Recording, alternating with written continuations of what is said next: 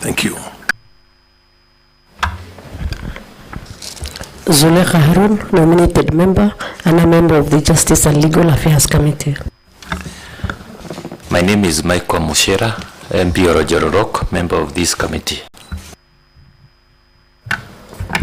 Alan Dawood, Wajir East. John Makali, Member of Parliament for Kandui Constituency, Bungoma County, a member of this committee. My name is Mushangi Karemba, Member of Parliament for Runyenjes Constituency in Embu County, and a member of this committee.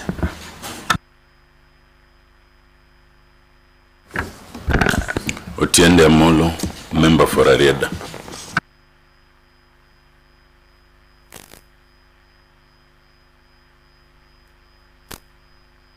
Thank you, Chair. My name is Stephen Mogaka, elected by West Mugrango constituency and a member of this committee. Thank you. Thank you, Chair. Good. Thank you, Secretariat, led by Director. Okay. Thank you, Chair. My name is Peter Chamano. I'm Director, Departmental Committees. And on my left are members of the Secretariat for the Justice and Legal Affairs Committee. Thank you, Chair. Good. Yeah. Thank you very much. I think that's sufficient for now.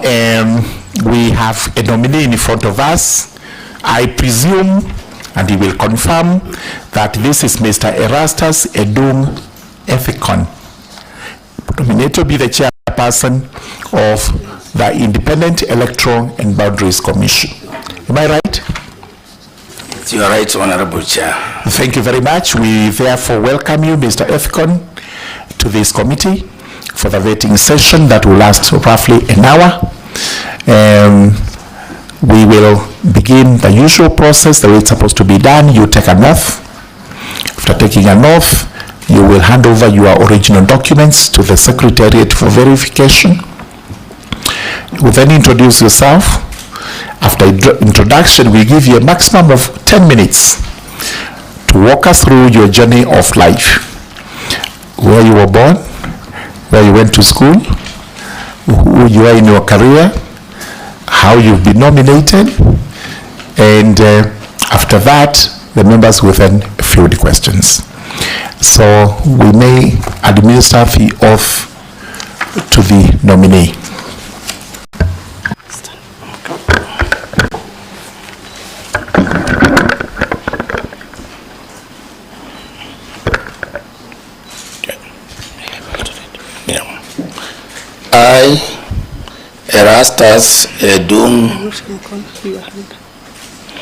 I, Erastus Edung Ethicon, do swear that the information I shall give before this committee on the matter under its consideration shall be the truth, the whole truth, and nothing but the truth. So help me God. Thank you. Thank you, nominee. Point of order, we need to know why the nominee is not swearing by the Bible. I know you can affirm, but you must state why. You are Christian? Sorry, Chair, I had not actually seen the Bible. It was not brought to my attention. I am a Christian. Let him retake. I am a Christian. Let him retake the oath. I actually thought he elected to affirm, which is good enough, but you may retake the oath with the Bible as by your faith. Okay, thank you, Honorable Chair. I, Erastus Edung Ethicon, do swear that the information I shall give before this committee on the matter under its consideration shall be the truth, the whole truth, and nothing but the truth.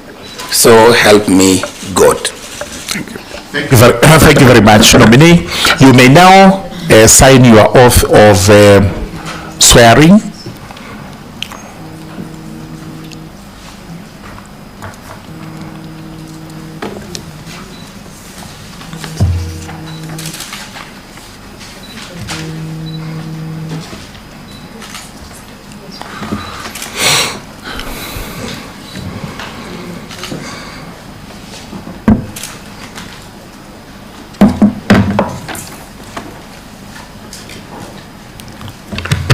Very good. Nominee, you may now hand over the original documents to the Secretariat for verification, all of them, including your ID card, academic certificates, testimonials, and any other relevant document you have. Thank you. All right. Nominee, now it is your turn to introduce yourself to us, and in less than 10 minutes, take us through your journey of life, including your academics and your presence today. Thank you, Honorable Chair and honorable members of the Justice and Legal Affairs Committee of our Honorable Parliament. Honorable Chair, it is really my pleasure to appear before this honorable committee to present myself and to have a conversation with you on behalf of the people of Kenya, so that this committee will understand me as an individual and me as the nominee, and what makes me suitable to be confirmed as the chairperson of the Independent Electoral and Boundaries Committee. Honorable Chair and members, my names are Erastus Edung Lokale Ethekon. I am from Turkana County. I am I'm age 49 years, having been born in 1976. I am a family person, married with 3 beautiful children, 2 girls and 1 boy. And currently, I live both in Nairobi and Johannesburg in South Africa. In terms of my professions,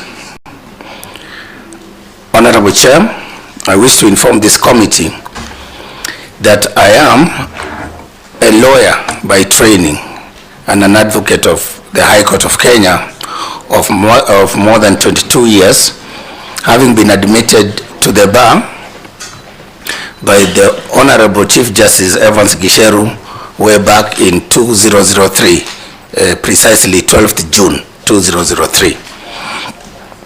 As a lawyer, I like to describe myself as a human rights lawyer.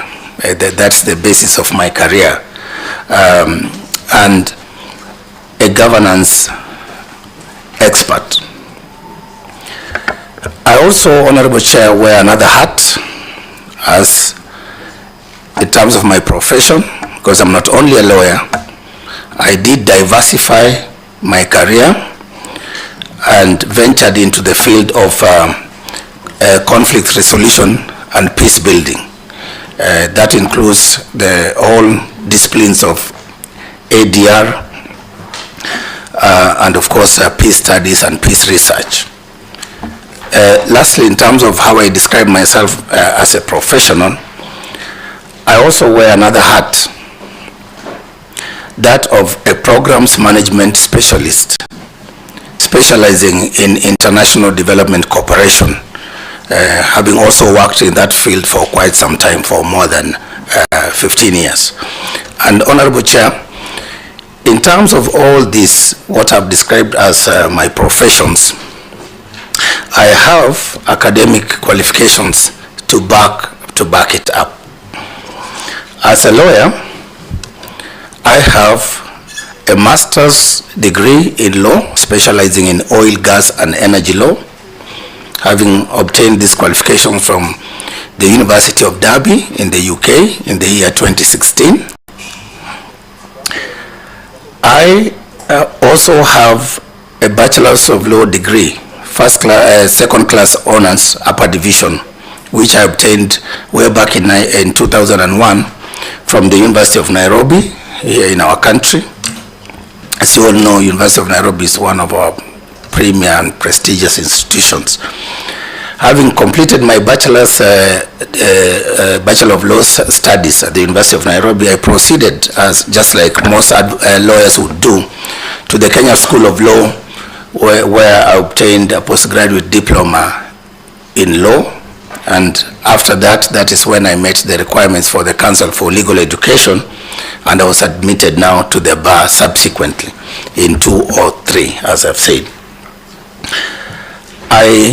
In terms of specializing in international human rights law, I have a specialization, a certificate in implementation of international human rights treaties, which qualifications I obtained from the University of Nottingham in the UK in the year 2007, under the prestigious Chevening Fellowship Program by the British Foreign and Commonwealth Office in 2007.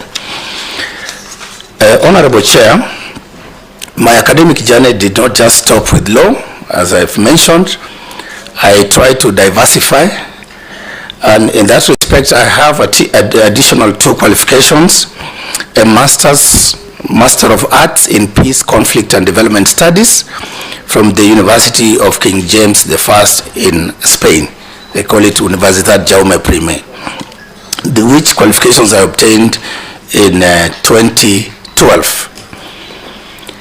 And then later, in the course of my career with the United Nations, it was necessary for me to also understand the discipline and the practical field of international project management. I followed that with an academic qualification at the University of Liverpool, where I obtained a Master of Science degree in projects management, specializing in development cooperation projects. That's my academic journey level, qualifications at that higher level. But perhaps most important for this committee is for me to reflect back where I started.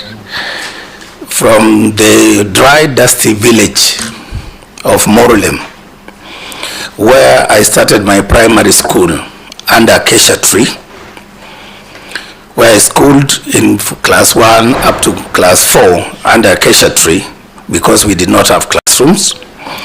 That did not deter me to score an A- in the KCSE of 1991, and that qualifications removed me from the hardships of Turkana and brought me to Nairobi, where I joined the Starehe Boys Center and school. And it's at Starehe Boys Center and school that my life changed and took a different trajectory. At Starehe, we were taught to serve. We were helped and guided and prepared to serve our fellow countrymen.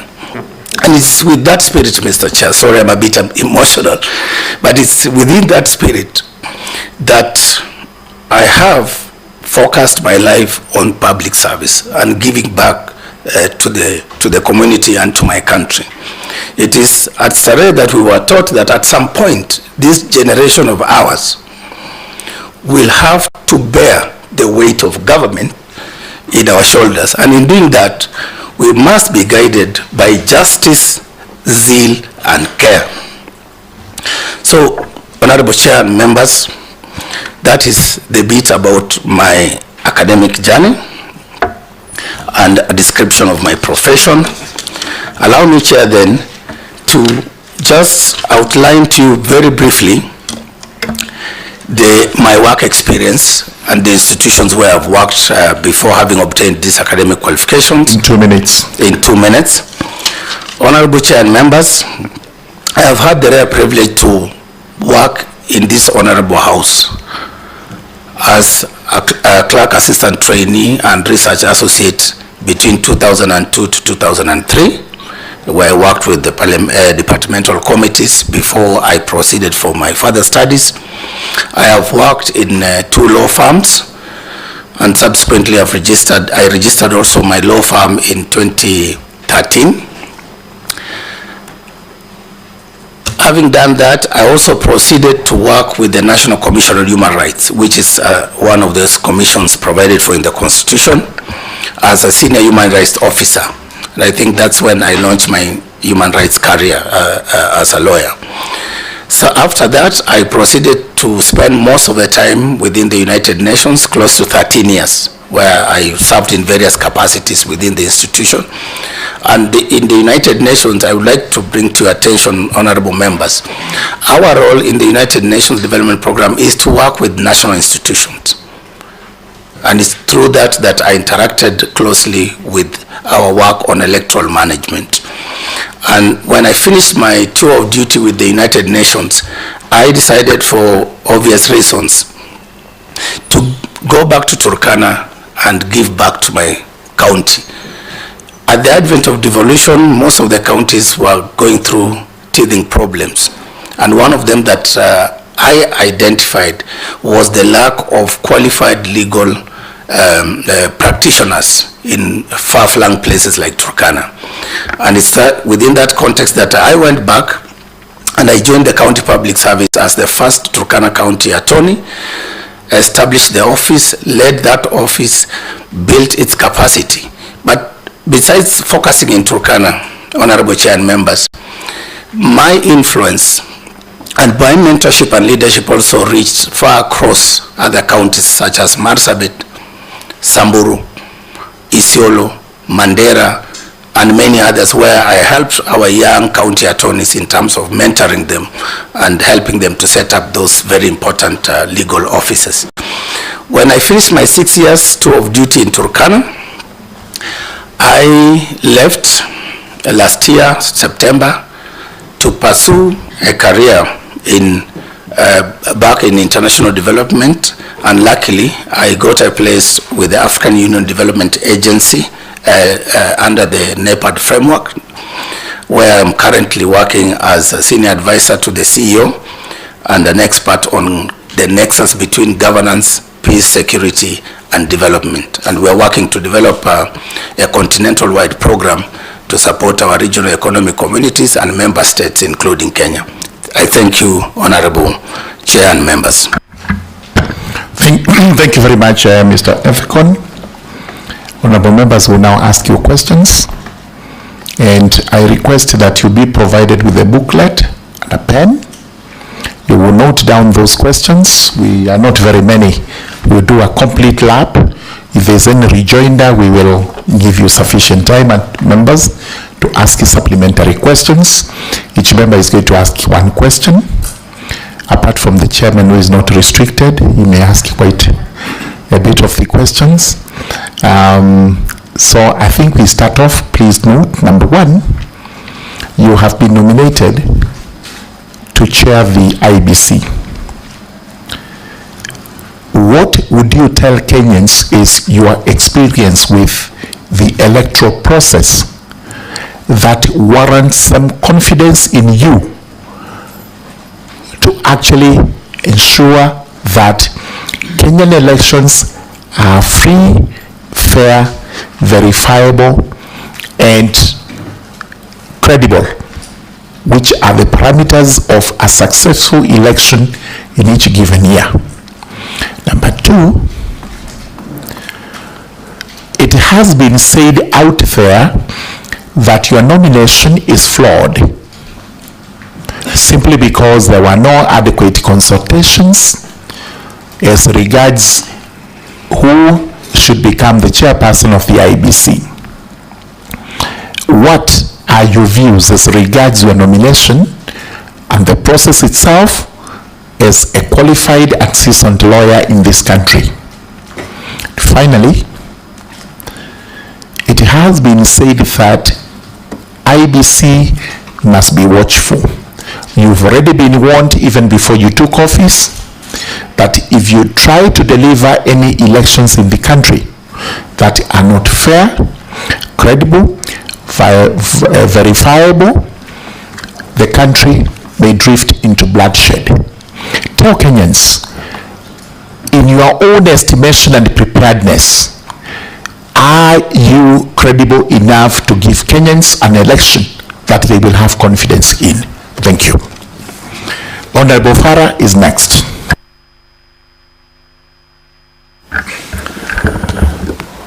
I notice your journey, and only people who have gone through what you have gone through know how difficult that journey is.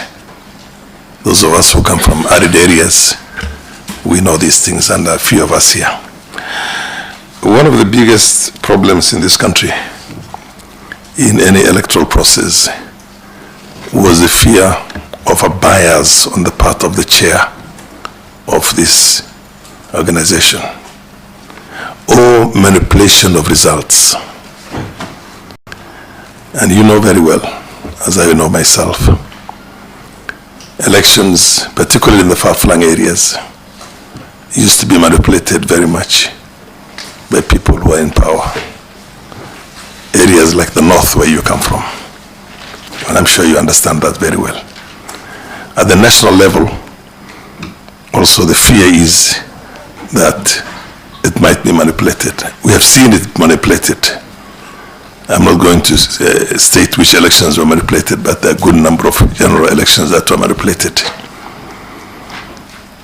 What this job needs more than anything else is a very courageous person who doesn't mind and doesn't have any allegiance except to God, his creator, and to the country itself. Having been a Turkana Moran, that is in your blood. How much of that are you going to implement against all odds? Thank you. Honorable Otiende Amono.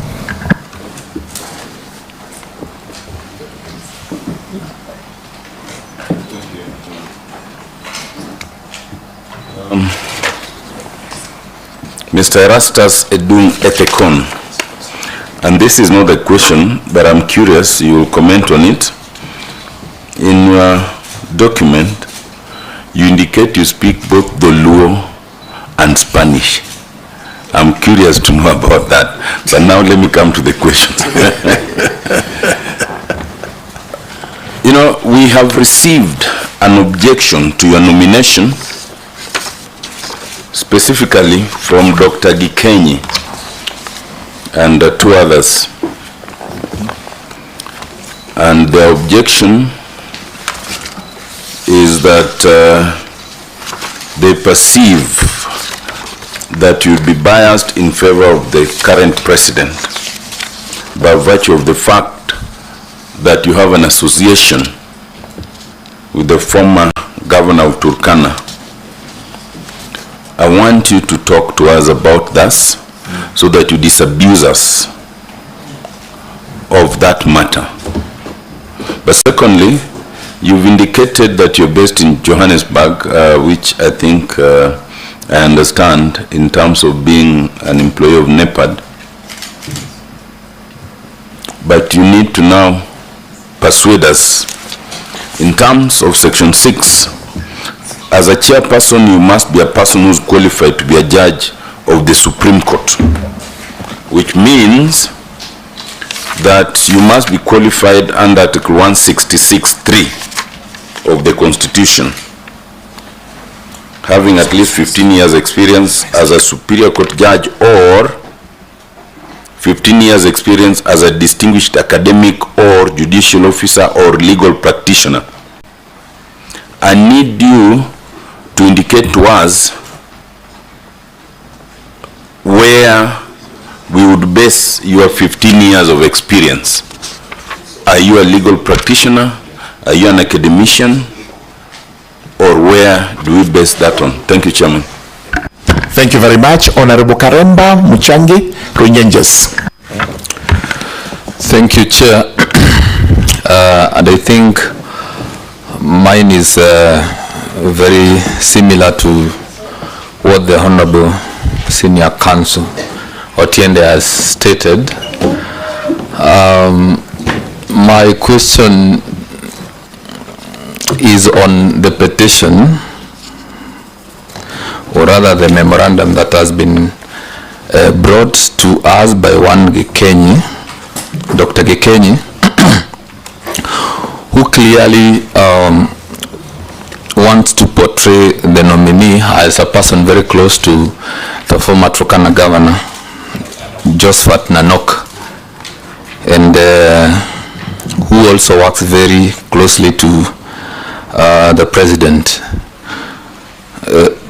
I would want to ask Honorable Chair whether the nominee will have the courage to lead IEBC with the impartiality that is needed, and whether he is patriotic enough to understand that the country expects a free and fair election. Very much, Honorable Makali, Member of Parliament for Kandoi. Thank you. We are on the throes of another election in 2027. You, I think, know what happened to your predecessors, Kibutu, Chesoni, Chebukati. What are the experiences which you have learned from those past elections, which put you in a good state to lead this particular commission so that we can have a free and fair election, taking into account the fact, one, that Kenya's elections are said to be the most expensive. Two, we are very divisive, specifically on tribal grounds, taking into account the split TV screen in August 2022. And three, the alleged bias, which is alleged that you have very, very close relations with Governor Nanok, which will actually interfere with your independence and your team building skills. Thank you. Thank you very much. Honorable Dawood Mohammed, Member of Parliament for Wajir East. Thank you, Chair. Mine is about harmony within the commission. My colleague has just referred to a split screen. I think that is a famous Chebukati 3 and the Cherera 4. My question is, what, as if we confirm, are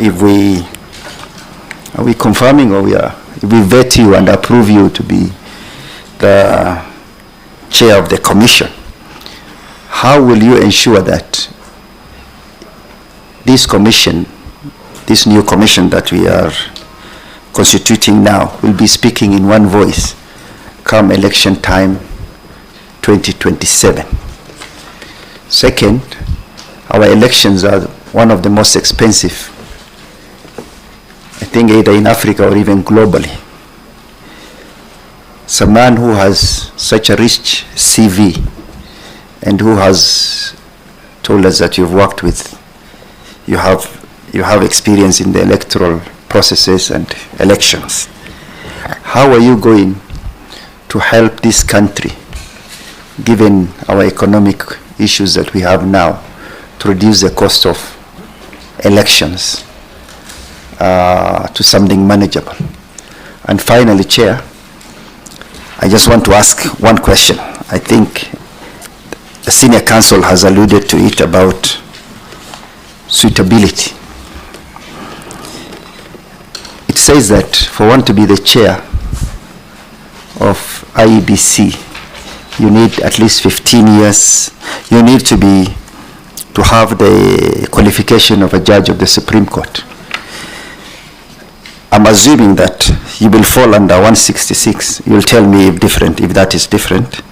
166, Article 166 3B, which says at least 15 years experience as a distinguished academic, judicial officer or legal practitioner. You have given us your 22 years of experience, but I want to see that distinguished part. Distinguished legal scholar or distinguished academician.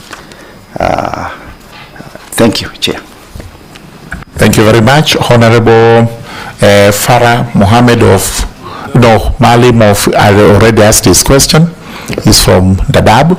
Next is Honorable Mushira. Michael Mushira is from Ojororok. Thank you, Chairman. I have only one question. From the statistics, out of the total registered voters we had in 2022, approximately 8 million did not turn out to vote out of the registered voters we had. And then number 2, out of the eligible, the people who are of legal voting age as at 2022, approximately 5.7 did not register as voters. I would want to know if you are approved by the House, what measures you would take to ensure that number 1, out of the numbers that is supposed to register, we achieve at least 98%. And then number 2, out of the number that is eligible to vote, I know here maybe you may not have much control, we achieve at least 98% in terms of voter turnout. Thank you, Chair. Very good. Honorable Zulekha, who is nominated. Thank you, Chair. Before my question, I was just curious to know about the financial net worth of the nominee. Okay.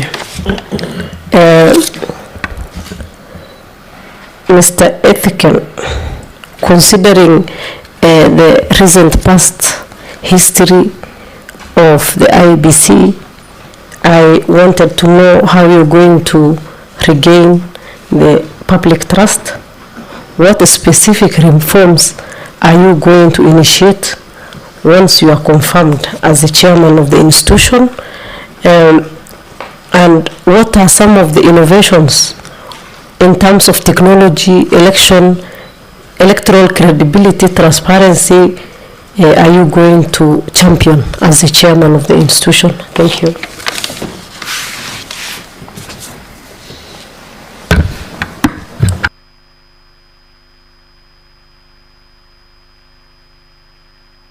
Right, Honorable Mogaka. Honorable Mogaka is from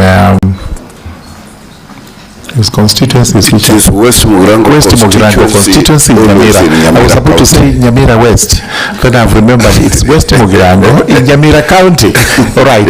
Have you introduced yourself, sir? You have. Yes, I Thank did. you. Yeah. You may now choose your question. Thank you, Chair. I have 3 small questions for the related for the nominee. And nominee, congratulations for this far you have come. But you told us about a lot of education you have acquired. Just tell Kenyans who financed this education and what interest did they have in you as a way of allaying fears that you are being trained to come and do this very thing that Kenyans are worried about.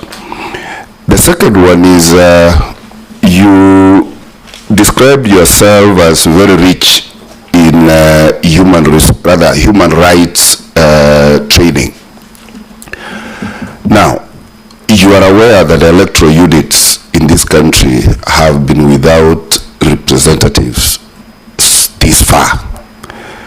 Do you consider that a constitutional and human right violation for those electoral units? And if so, being an expert in human right violation, what have you done so far to appease these unrepresented electoral units as Kenya does its business as usual? Number 2, if you assume this office as chair, what would you bring in by way of reparation for these electoral units that have not been represented as Kenya has been transacting its affairs normally? And then the last question is, you are aware that there is already election campaign going on even before IEBC is constituted. Do you think this is healthy for the country? And if you assumed the office of chair, what will you bring on board that would bring tranquility in the country for economic prosperity, so that we don't go from election results and immediately we kick off to election campaigns? And for record, Chair, Nyamira County has 2 wards which have no MCAs, Nyamaya Ward and Nyansiongo Ward. Because as you are aware, I can't transact in this committee without mentioning Nyamira County. Thank you very much, Honorable Mugaka. I think that is extremely patriotic. But you've rightly said there are 2 wards which do not have MCS, and that is the first and foremost assignment for the chairperson, nominated chairperson, if this committee finds favor to approve his nomination. The vice chairman has joined us as we were proceeding. He'll introduce himself and pose his question. Thank you very much, Chairman, and my apologies to you, my colleague members, and everyone. I was held up in other national duties. That's why I walked in slightly after the session had started. My name is Mwengi Mutusa. I'm the Member of Parliament for Kibwezi West, and I also serve as Vice Chair of this committee. Nominee for Chairperson of IEBC, a very important position in the Republic of Kenya. I have 2 questions for you. Number one of what we have been told previously, that one of the reasons why our elections are very expensive, among the most expensive in the world, is because of trust deficit. The political operators, us in the political class, and even citizens do not trust each other. And so, because it is also alleged that you may be of a particular political inclination, assuming that this committee approves you and finally you become the IEBC chair, what are you going to do to bridge that trust deficit so that we may begin to see Kenyans trusting the electoral process?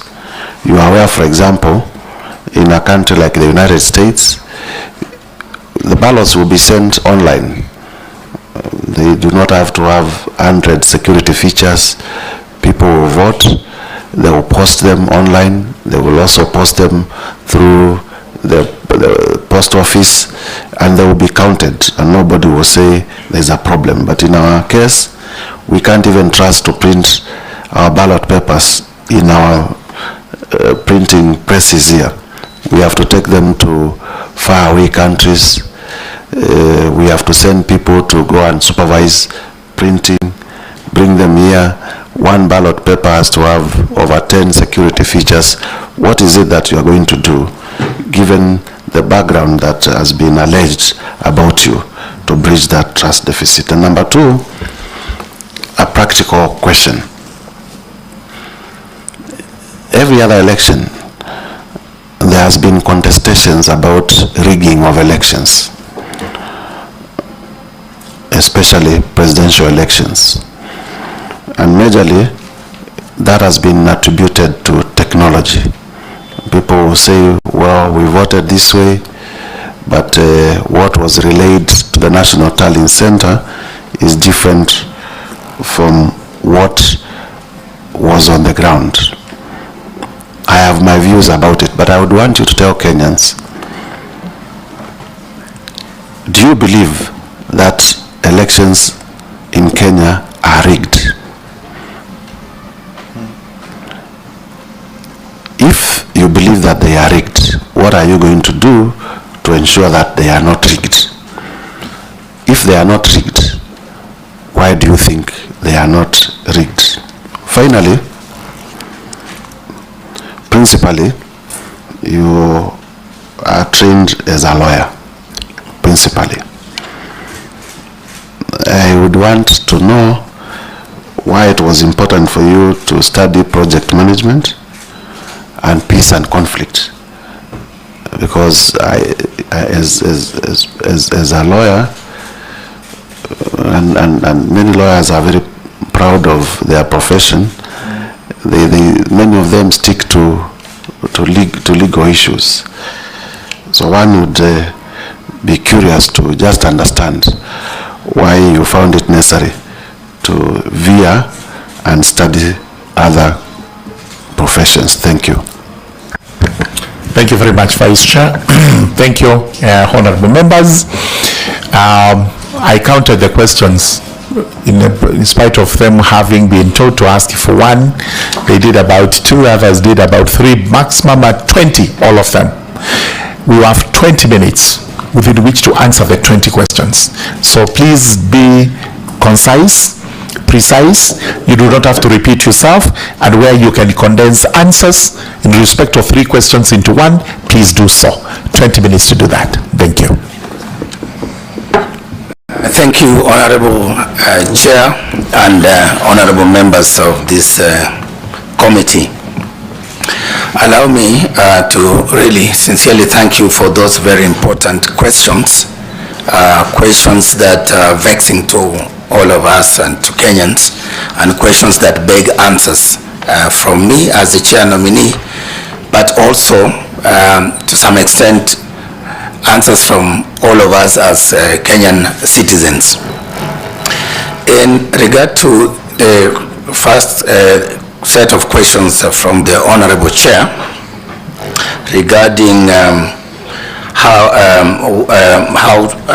what I bring to the table that will inspire confidence and ensure that Kenyans enjoy that right to elect their leaders in a free, fair, verifiable and credible elections.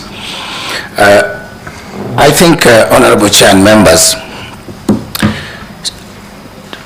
these are questions that even I, since I was nominated as chair, have been asked by fellow citizens outside there. In fact, last night I was at a barber shop and the barber asked me, Chair, do you think we will ever have free and fair elections in Africa? Not Kenya alone. But I knew, of course, where he was going. So to answer your question, Honorable Chair and members, I think I took this role knowing very well that there's a lot that is expected from us. There's a lot of issues that Kenyans are worried about.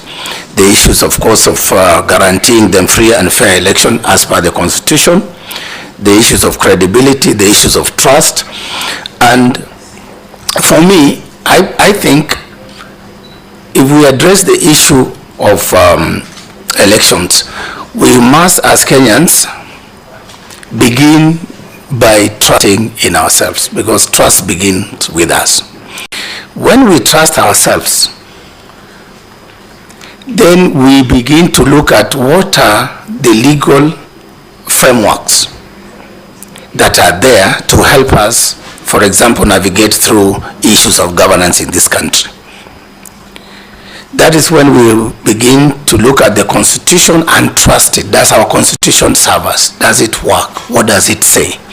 The institutions that have been created by that Constitution to manage our elections, including our electoral management body, the IEBC, and others that are supposed to support that electoral management process. Do we trust in those institutions? Do we trust in the people that have been given the responsibility and the public trust to manage those institutions?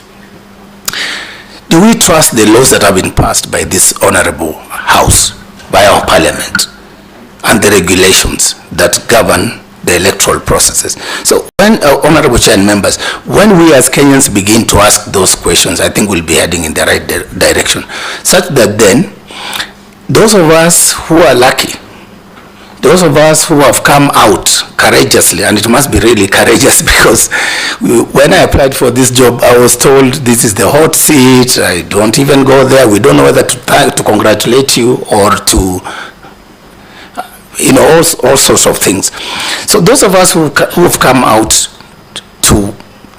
who have stepped out to provide leadership in our electoral management body and processes, we begin then to tell Kenyans, we will play our role as IEBC, I will play my role as chairperson, in the sense that I will be guided by the Constitution of Kenya and the laws of Kenya, and that through that fidelity to the law, I should be able to follow all the laid down processes that will lead us to credible, free, fair, verifiable elections. So my point is, Honorable Chair, is that we have to begin by trusting in ourselves. Number two, trusting that our Constitution works, that our laws governing our elections work and we can be implemented, and that we will comply with these laws, and that then the institutions created to manage our elections are given an opportunity and that benefit of doubt to be able to work and to deliver results. Of course, there have been challenges in terms of sometimes negative perceptions. There have been, of course, challenges in terms of actual incidences of electoral malpractices. But even as we have those challenges, we still, as a country and as citizens of this country, have to seek refuge in our Constitution and in our laws, so that then even those who perpetuate electoral malpractices, we should deal with them knowing that there are laws that govern electoral offenses, and that these laws will be implemented, and those people who perpetuate electoral malpractices can be held to account. So for me, I will rely more on my faith and my trust in our Constitution and our laws and our institutions that we have set, that we the people have given unto ourselves, and Article 1 of the Constitution, under which article the people have donated that power to us. Number two, in relation to my nomination, Honorable Chair, I wouldn't really want to dwell much on that, because, Honorable Chair, I think most Kenyans, from the day the advert was put out there, from the day the first advert was put, and then it was cancelled to allow room for further consultations, and that resulted to the NADCO process and the outcome of the NADCO process, and subsequent advertisement for this position, and inviting those of us who are interested and who felt like we had something to offer. We were invited in an open process. We submitted our applications, and I recall very well, Honorable Chair, for the record, at first I was reluctant even to apply for this job, given the negativity and all these things around this position. But at the cyber cafe, where I normally photocopy my things and my papers, even for my work in South Africa, the young people in that cyber cafe, Peter, Purity, and Kizito, they are the people who urged me to put in my application, because looking at my documents and having conversations with me over tea, they thought and they felt that you have what it takes to lead this country in this institution. And at first I thought maybe I should just apply for the commission and, the hot seat, leave it alone. But they actually went and submitted the documents both for the chair and for member. So when I was in South Africa, they sent me a screenshot. We've submitted the documents. And later on, when I was on my way to, I think, Angola or something, I saw my name in the newspapers that I've been shortlisted. I honored the... So it is not you who applied? I submitted the documents. I signed. I think that's very important. Yes. Are you saying you did not submit your own application for this position? Right. Kisito, the one who photocopies for me. So I bound everything, and I asked them to submit once everything was in order. So they submitted the documents for you? They just submitted the documents. You had applied, you saw, you had signed the documents, etc. Yes. So, let's carry on. Actually, I have a copy of my application. No problem. With the documents. Okay. So let's move on to the process. Yes. Actually, basically all these conspiracy theories around maybe being pushed around by certain interest groups to apply. I just wanted, for the record, for Kenyans to know that ordinary Kenyans are equally concerned, and they felt maybe they can add me to apply. So I went through interviews. They were televised. I gave my account for why I should be considered for this position, and I think the rest of the process proceeded as per the law that governs recommendation, nomination, and approval. And that's why I am here, Honorable Chair. So I would like to rest that matter at that point, and then to proceed to answer other questions, including the warning that 2027 might be a bloodshed if and when we as IEBC mess around with the people's votes. I think, Honorable Chair, this is a very uncomfortable discussion, but also very necessary, because those of us who have been in this country long enough, we know what we have gone through from 1992. At least that one I can recall. I'm sure most of you were there, maybe 1988, and participated in these processes. We've had a pattern where every election has had some incidences of violence. And of course, in 2007, we completely lapsed into a crisis of such big proportion and magnitude that a repeat of such a scenario would not be something that we would wish for this country. So as IEBC, we will work very hard with other stakeholders, including the security agencies. We would work with the National Cohesion and Integration Commission. We will work with partners in civil society, the media, to ensure that as we move towards this 2027, that we will put in place measures to prevent electoral related violence. And Honorable Chair, during my tenure and my work at UNDP, most of the work that I did was around the recovery from the 2007 post-election and working with national government institutions, including the IEBC, for programs that ensured that we had the 2010 referendum that went peaceful, the 2012-2013 campaigns and subsequent elections went successfully. And there are those specific measures that we put in place that, given this opportunity, I'll be able to bring to the IEBC and to the nation, so that then we work on electoral violence prevention. We can have a robust program on that. Just before you go on, Honorable Karemba, you had some rider to put to that very fast? I am not satisfied by how you have settled the question that I asked, because I feel that he is now answering. You know, It has not come to you as yet. Oh, okay. This is still. Those are for free from me. Okay. Apart from, you've talked about putting into place systems to prevent post-election violence. Will you also put in place systems to prevent election malpractices? Because we start with the malpractices first, then we go to the violence, so that we actually ensure that we have a free, fair, credible, justifiable election, such that nobody can challenge it. And if there is to be a challenge, should it be through violence, or how do we challenge? Because every person has a right to challenge election results. With written violence, or how do we challenge when there is grievances regarding an election? Okay, thank you. Ogata, Raida? Okay. Raida, yes, on that. One, he mentioned of having been pushed by even Babas to apply, as he fully disclosed who others pushed him to apply. Number two, he has again mentioned that he lives in Joburg.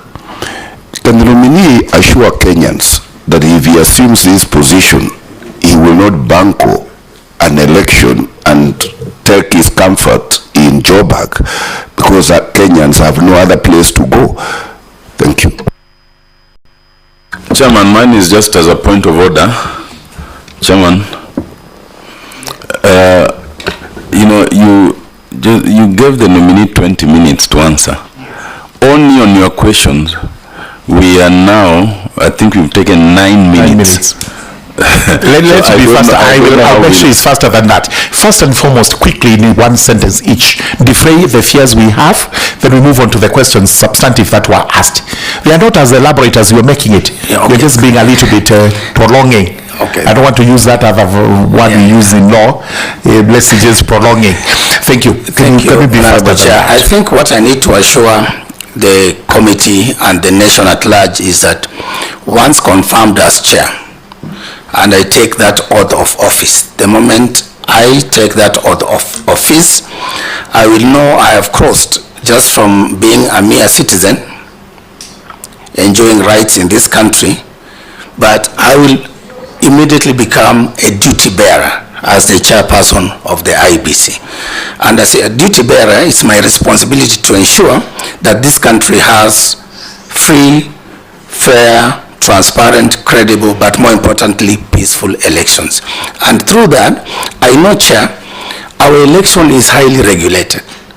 From the constitutional provisions to the legislative provisions to regulations, there is an elaborate process through which we conduct our elections. And as the new chair and commission, we will ensure that internally we put our house in order. That if there are any challenges that the post-election evaluation report identifies, if there are any challenges that our partners and stakeholders, for example, through the political parties liaison committee, if there are those challenges that they identify, it's our responsibility as duty bearers to put in place measures to rectify those so that then we perfect our system. Chair, also, in terms of those incidences of malpractices that sometimes make the system appear not to be working, I think Kenyans, I would ask us to trust that in this new IEBC, when we identify cases of malpractices, we should be able to punish those. We should be able to take action in terms of working with the relevant government institutions to investigate and bring those perpetrators to book. So, Chair, I think that is the much. Will you run away to South Africa if you baggle the election and you leave us fighting one another? Chair, this is my country and I love it very much. That is why I came back and that is why I want to continue serving it in this. Why are you working in South Africa? I'm working currently with African Union, which you know we are member state, and we're also doing things to actually, for example, the programs that we are doing is to support countries emerging from crisis and conflicts and that are going through governance transitions like Gabon and Mozambique and stuff like that. So it's equally important work. You're managing South Africa itself, which seems to have its own peculiar problems with races. Yes, of course, there are challenges of governance there as well. But for me, when if called upon to serve my country, this is my priority and it will be my pride. Thank you very much. In the remaining 10 minutes, please take the other questions very fast. They were precise. It's a very important question. Yeah, but for purposes of that transparency of the electoral process itself, how much are you willing to spend or rather commit yourselves into technology? Because a country like India with 800 million voters, by 5:36 you already know the results. It's nothing. It's you can get that all over. You can buy those packages of that technology, and it's the cheapest thing when you compare it to the kind of cost we have in Kenya. But that way you can even be looking at the screen and seeing how well a party or an individual or a candidate is doing. How much are you willing to invest in that technology for purposes of that? Thank you. Thank you, Honorable Farah. I think technology, our elections have come of age. From the Mulolongo to the secret ballot to the manual and now to the integration between manual and the electronic. What we can do is to take it even higher. to look at what are the emerging technologies, to look at what is out there. So my role as the leader of that commission is to sit down with the experts to understand what is new. I've seen even some young Kenyans circulating some apps that they have come up with a system where you can do electronic election monitoring from your phone. So we need to bring all these actors together, our young, vibrant youth, the tech companies, and of course working under the guidance of this parliament to be able to see how can we up our game. What is new? How can we improve things from 2022 to 2027? Okay, question number 2. Yes, it's a very important question, Honorable Chair, from my learned senior, Honorable Otiende Amolo, MP for Arieda, and I think, and Honorable Daud, regarding my suitability. I would like to, you know, when we finish law school, for those of us who went to law school, you finish your first degree. Normally, you can choose to go to the Kenya School of Law and to pursue a career. Law school is which one? To the Kenya School of Law. Which is law school in Kenya? The School of Law or the university you go to? Finish the university, yes. You go to the Kenya School of Law under the Council for Legal Education. And then once you're admitted as an advocate, you can decide to go to court and be a practicing lawyer advocate in court, or you can decide to pursue your career in academics. And so for me, when I finished my law school and I got admitted, I'd worked already for 1 year in a law firm.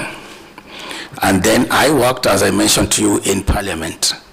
And part of our work, which I was responsible for, was to do research into policies and legislations from when Kenya became independent. So we compiled that, what you call parliamentary policy and legislative briefs. So that's work I did for roughly 2 years.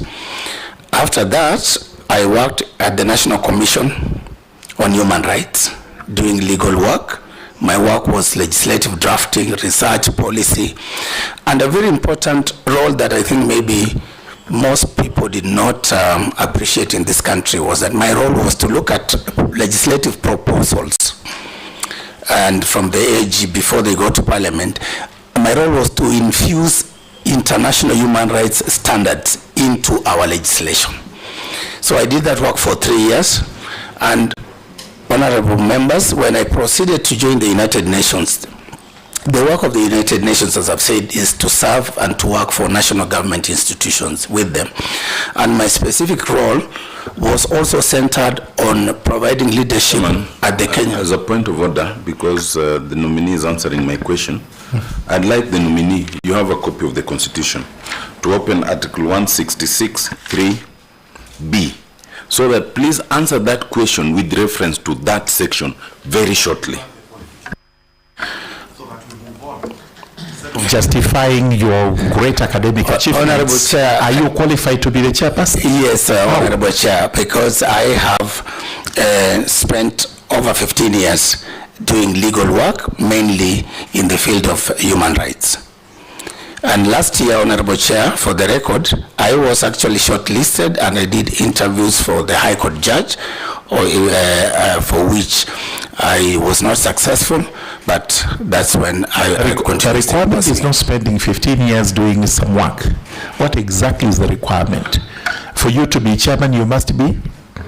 What does the law require you to be? Article 166. 3B. The first with what is your requirement specific after the constitutional provision where we have IEBC 88?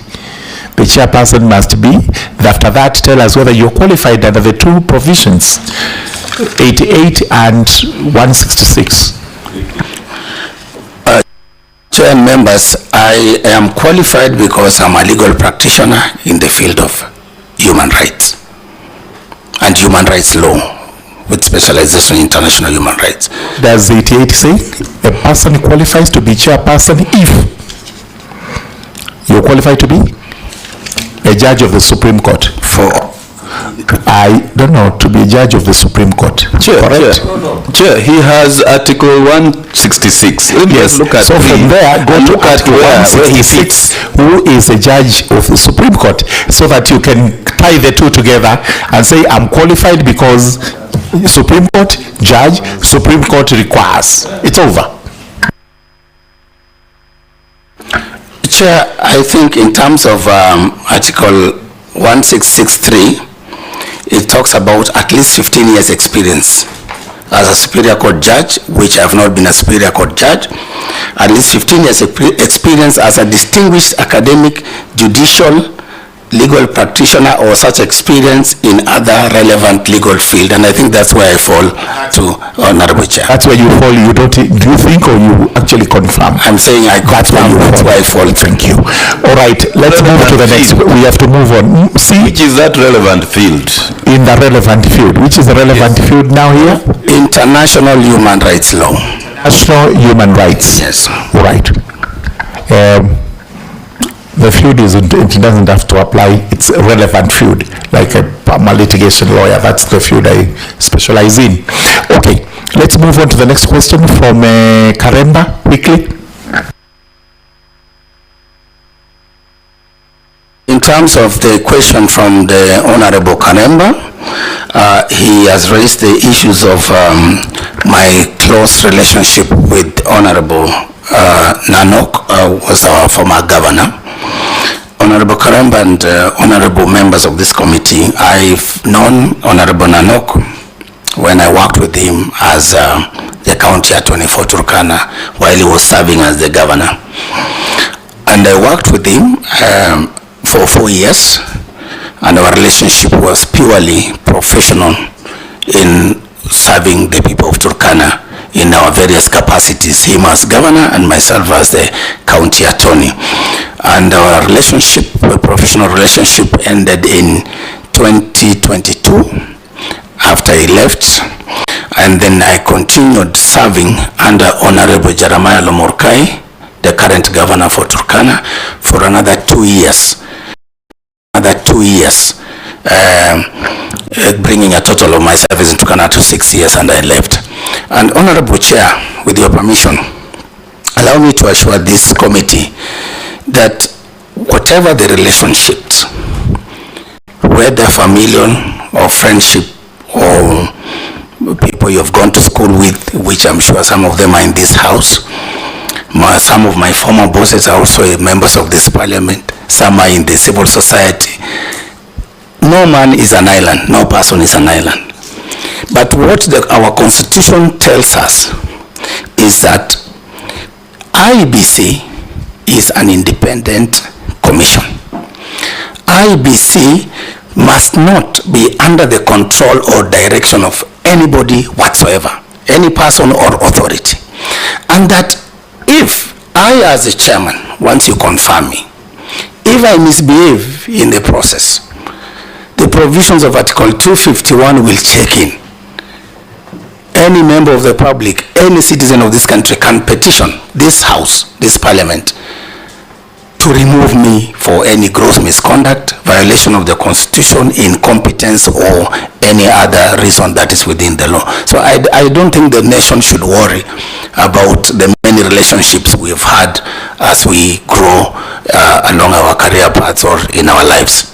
Are you related to Honorable Josephat Nanok? Are you related in any way? For filial, for the record, Honorable Chairman, marriage, etc. For the record, Honorable Chairman, not even close, even at the level of clan, let alone family. And we come from totally different villages, even clan-wise. If you look at it, we are very, very far apart. We have no any relationship, whether by marriage or extended family or anything like that. Thank you very much. Honorable Makali's question.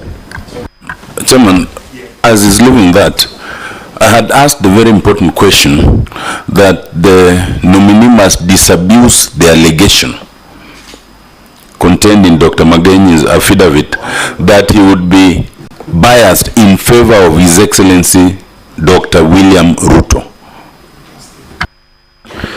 Honorable Chair, Answer that. with your permission, I have actually, Honorable Lanet Senior, I have actually sworn an affidavit to actually state my position in regard to that and to affirm that I shall be guided by the law, I shall be impartial, I shall be fair, and no office, whether small or big in this land, shall influence me, my decisions or my running of the commission, and that I shall rely on the constitution and the laws of Kenya.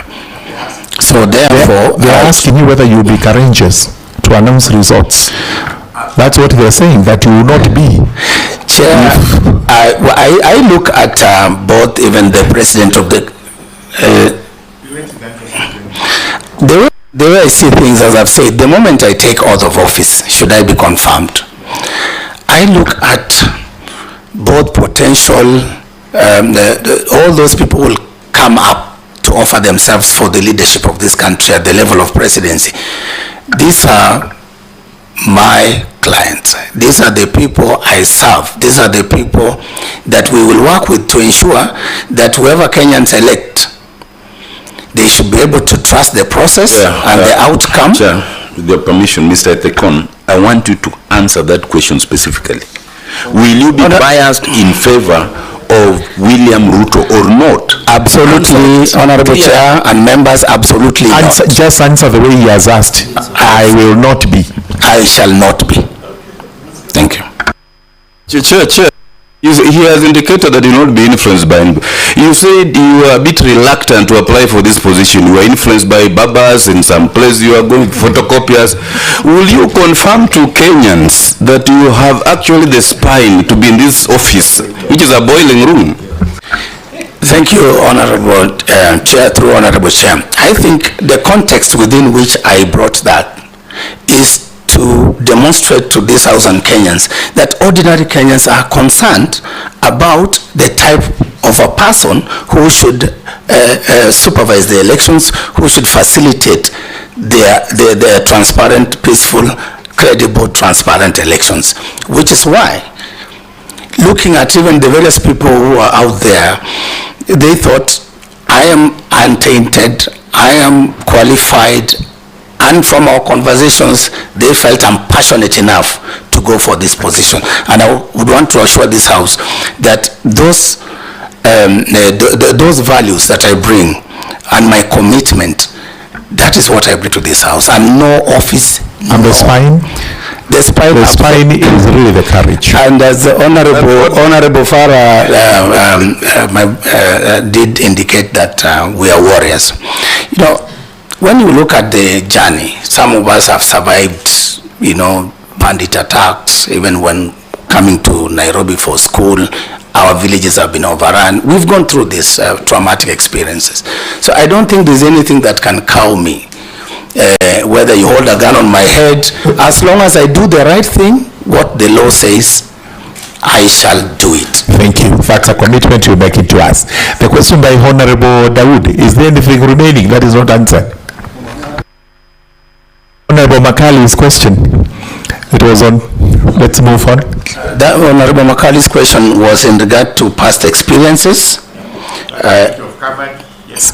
That is absolutely covered. What was the other one? Anything else, Makali? That is not answered?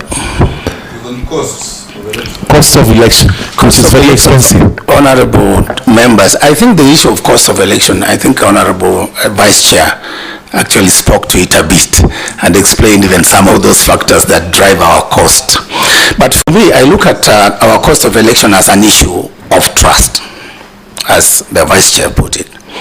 When we don't trust ourselves, when we don't trust our institutions, when we don't trust our printers, when we don't trust our everything, then we resort to those measures out of fear that we need to print ballot boxes in grays and what have you. So for me, we need to build this trust, starting from us as individuals.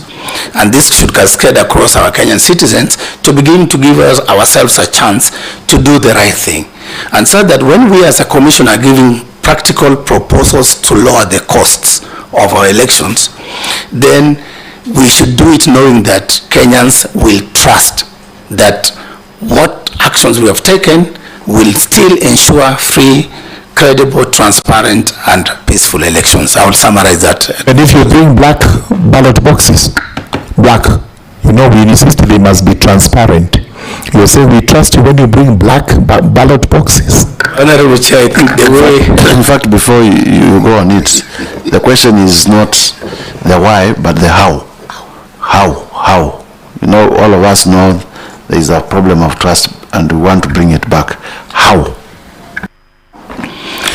Honorable Chair, I think the issue of trust sometimes comes as a result of many narratives. And when, as a new commission, we will confront those negative narratives and perceptions through a robust media and communication strategy.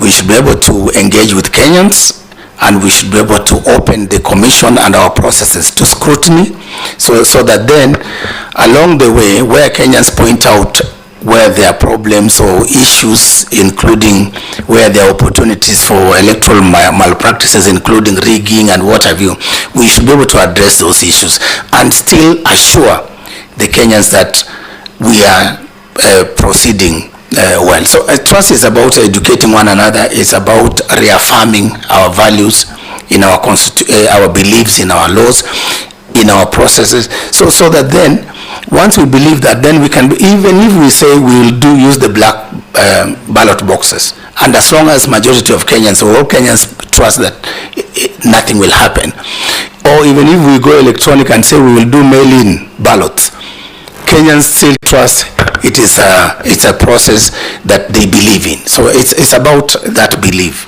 Thank you. Honorable Dawood's question was on? No, hold on, Farah. Honorable Dawood, your question was on? Is it answered? None of them was answered.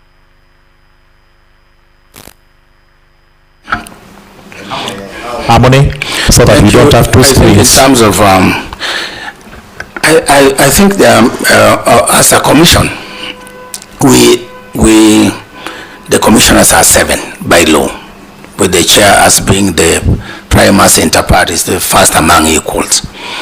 And when we are brought on board, if everything goes well, the first thing I will do as a leader is to ensure that there's proper induction amongst this team, so that we all understand what our functions, what our roles, and then build that teamwork together. So that is one first step in terms of creating harmony, because we come from different orientations. Maybe a few of us are lawyers. There's a way in which we behave. Others are from different backgrounds and professions. So we need to reconcile that and focus on one agenda. Number 2, I think where disputes arise, which are bound because we are human beings, where disputes arise, we have to put in place internal mechanisms to resolve those disputes. And I think that's where my knowledge of conflict resolution, mediation, negotiation come in. So I'll be able to play that role. And where perhaps the issues between us that will require maybe outside external interventions, we have even our interreligious leaders who can intervene and be able to resolve any disputes that are within us that are likely to affect our work. Thank you. That is arbitration you've just talked about, our negotiation. Honorable Mushira's question was on what? I think it's done. I will want to... The turnout, yes. Why do we have poor turnouts ordinarily in Kenyan elections, and the registration which you're just about to back on? I think to attack the reason why there could be that low registration and voter turnout, you can begin to see when in the last, compare the 2017 and 2022 elections, the turnout for 2017 was around 78. And then the subsequent election, we were looking at 64. So you see almost a 10 point. So I think we would need to, number one, address, of course, the issues of trust. because the disillusionment of our young people particularly, when they don't see any value in participating in these processes, then we need to address that and to talk to our young people to come up and register and restore hope to them that it is a civic duty for them to undertake. Number two,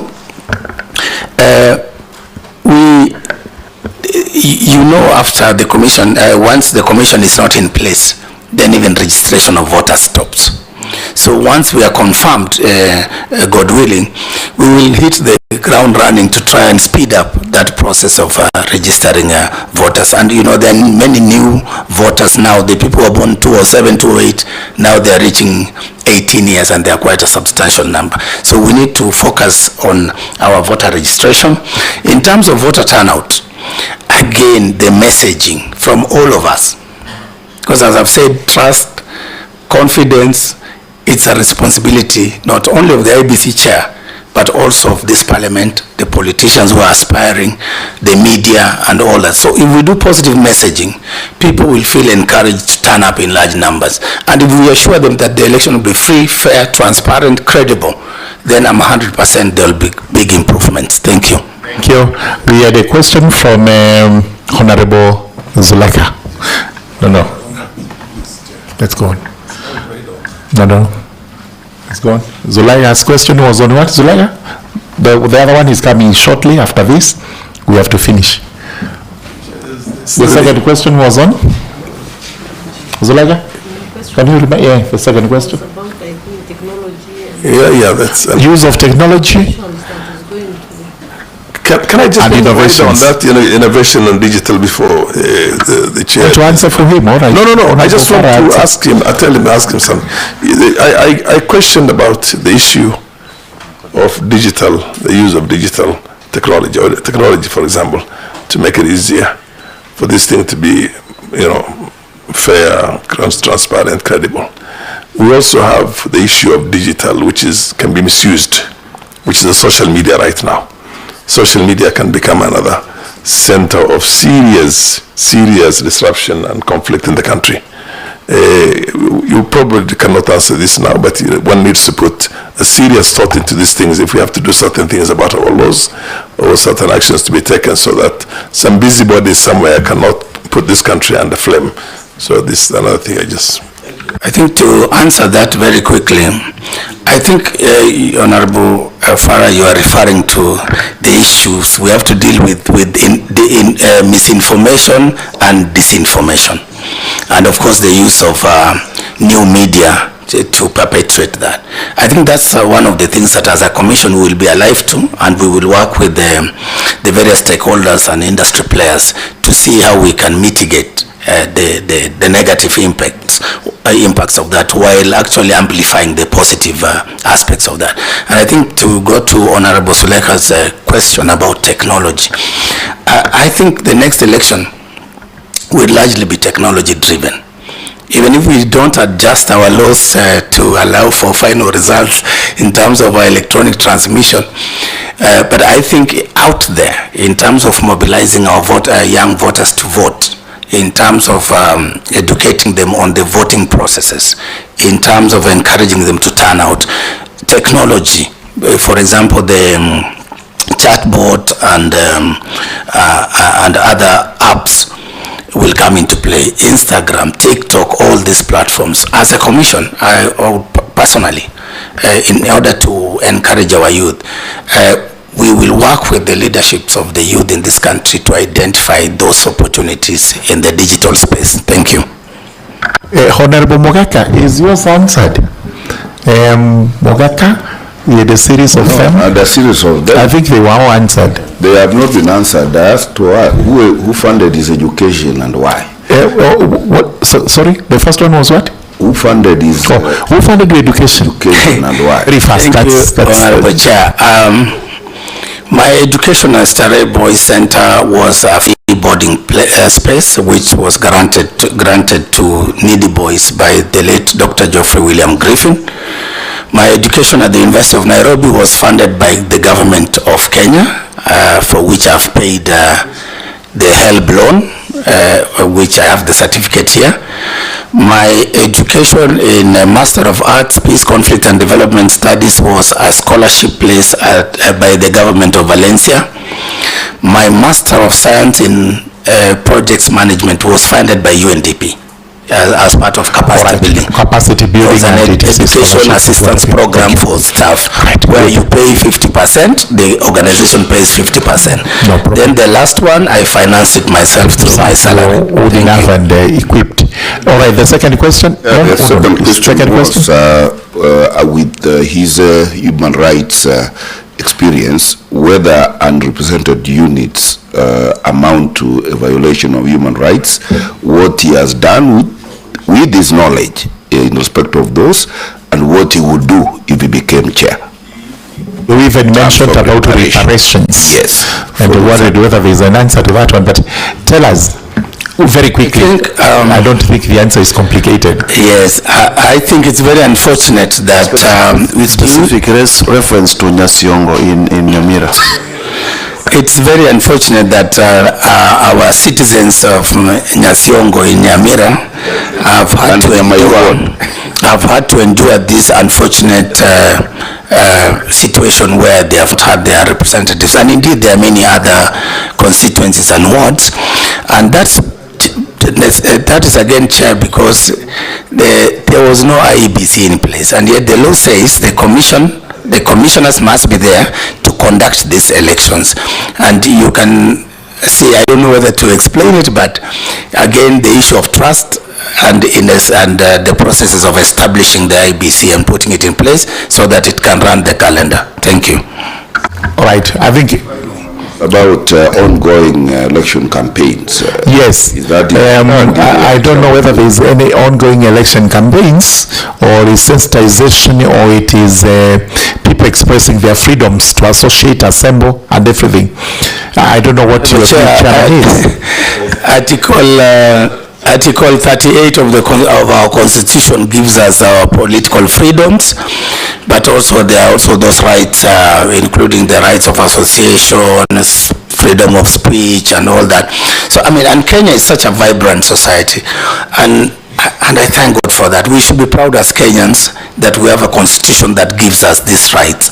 I have visited some countries, and the moment you land there, you can see gloom, and what people are not engaged in this conversation even about their governance and leadership and their future. Thank you. As in closing, I know we're but I've just seen the replying affidavit, and there's a question that arises from paragraph 3. The nominee, Mr. Tekon, you say you have never been a member of a political party. Is that what you are telling this committee? And as you are closing, I still asked your Luo and Spanish connections. I will deal with the Luo and Spanish connection, number one. Number two is, yes, he says he's not been a member of a political party. Is it true? But you've never belonged to a political party? For the record, I've not been a member of any political parties, and I have a clearance certificate to that effect. That one is talking about as we speak today. Yes. But in when you joined Honorable Nanok, were you not a member of his party? That time, I remember when I joined Honorable Nanok, I was never in the political. So you've never registered with any political party in the country ever since? Not that I know, but I know I have never taken that conscious step to register. But I hear maybe you are registered differently. In this country, we know we belong to different parties which you didn't register yourself. Okay. Are elections rigged in the country?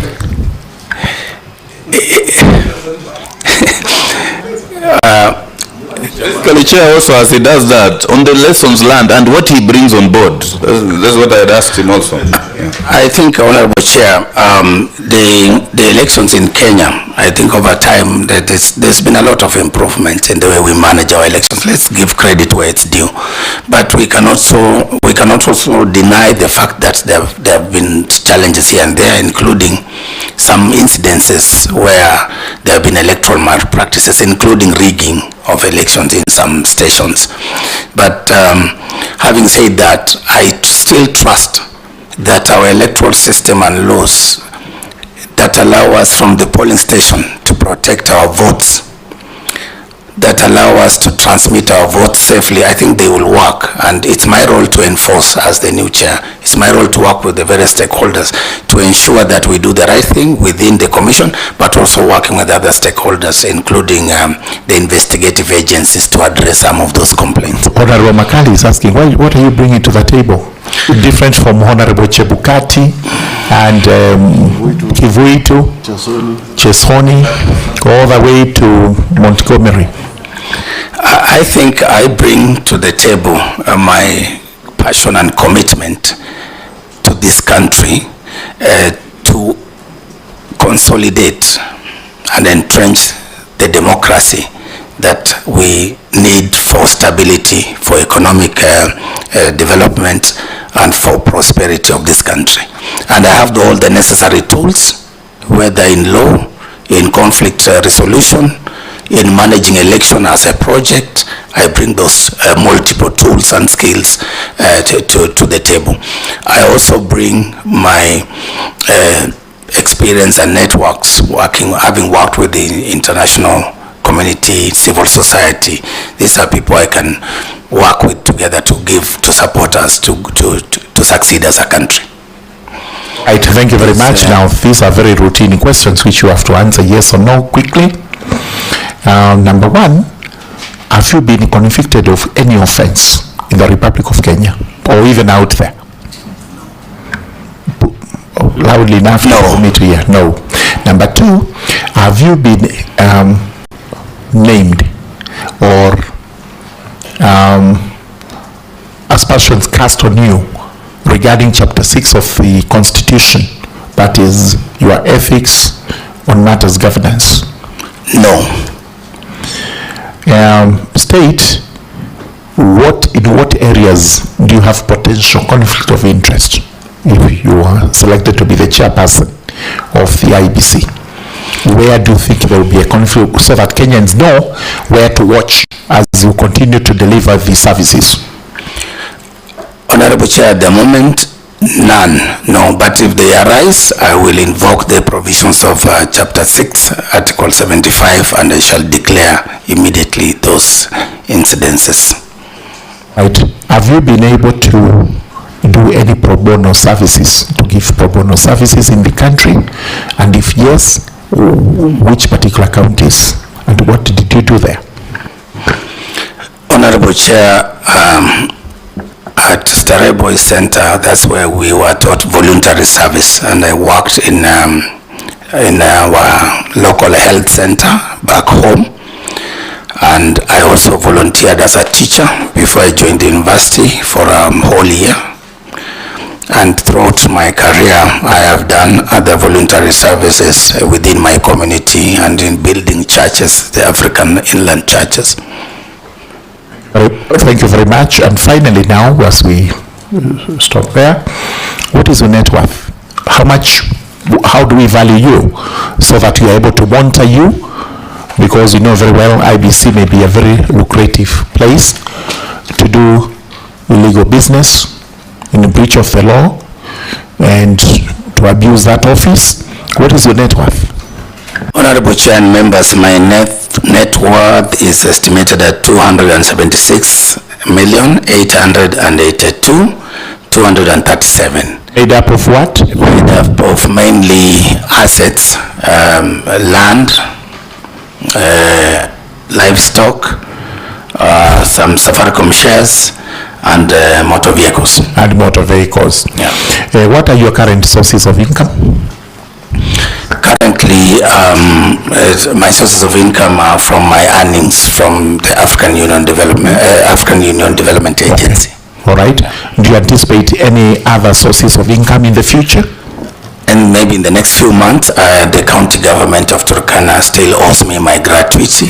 Do you expecting gratuity from the county government of Turkana? Yes, yes, Honorable Chair. Thank you very much, Honorable Erastus Edung Efekon. The livestock, do you anticipate Yes. Before we go to the law, I don't know why. I will get. He wants to understand that, and I will. We have Somalis who are speaking the law. The chair, please protect me from Daudan. From your livestock.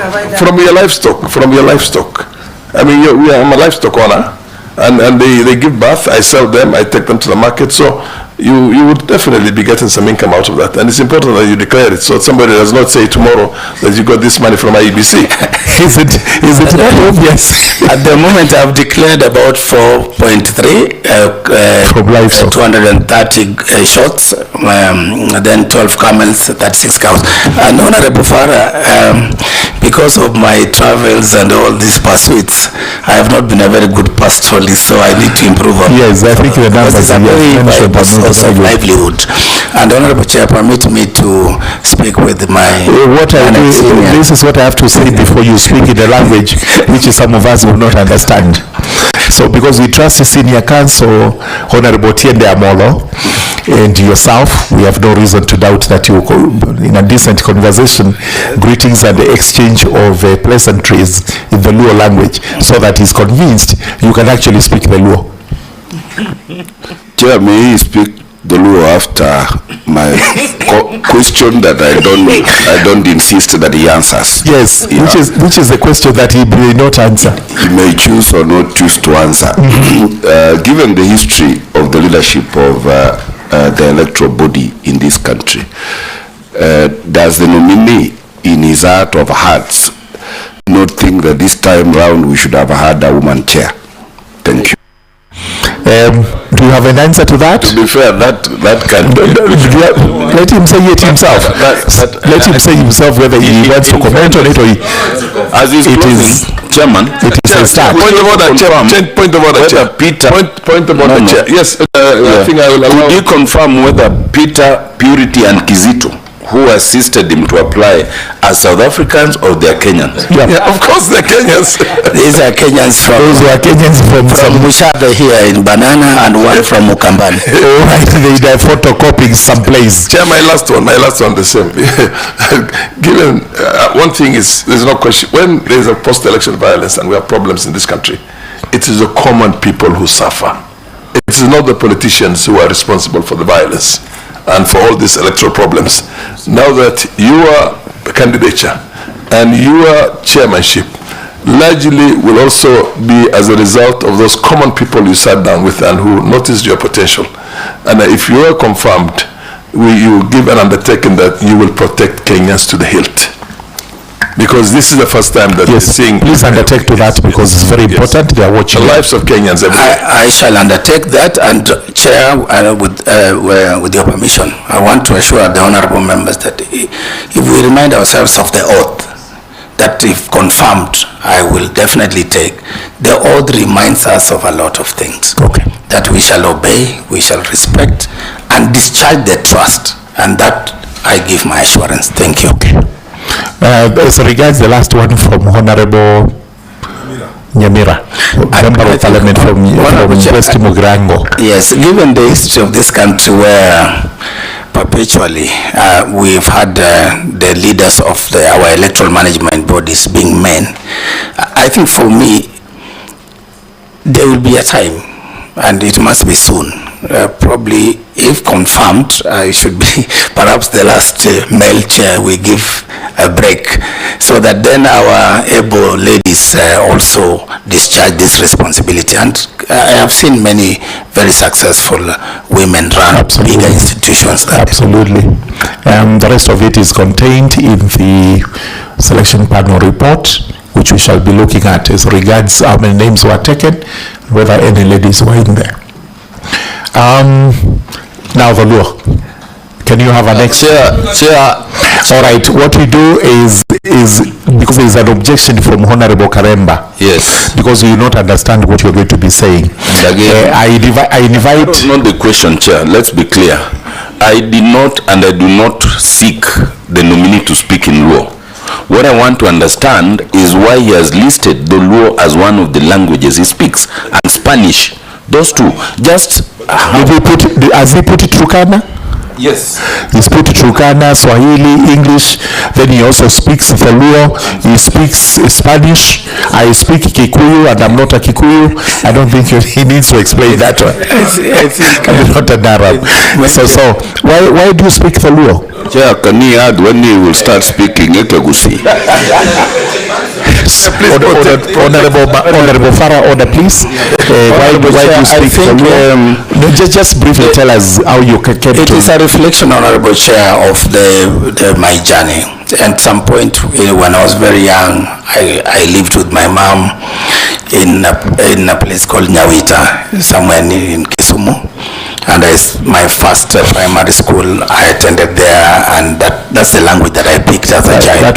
So speak as your mother tongue. Somebody taught me Kikamba as my mother tongue, and I'm not a Kamba. Thank you so much. Thank you very much For the chairperson of Kenyans, there is no big difference between Atharaka and Anyway, that's with a light touch so that we make it as lively as it can be. Erastus, thank you very much for appearing before us. We are through with the session. As we said, it's a session to confirm whether the process by which you were nominated was a process in accordance with the Constitution and the law. Number two, whether from your own expression you are suitable for this job. We cannot make that verdict now. These members will retire. They will evaluate everything that is before us, including what you've told us, and we'll make a report to Parliament. So for now, we discharge you so that we can hear the next nominee. Thank you very much. Thank you very much.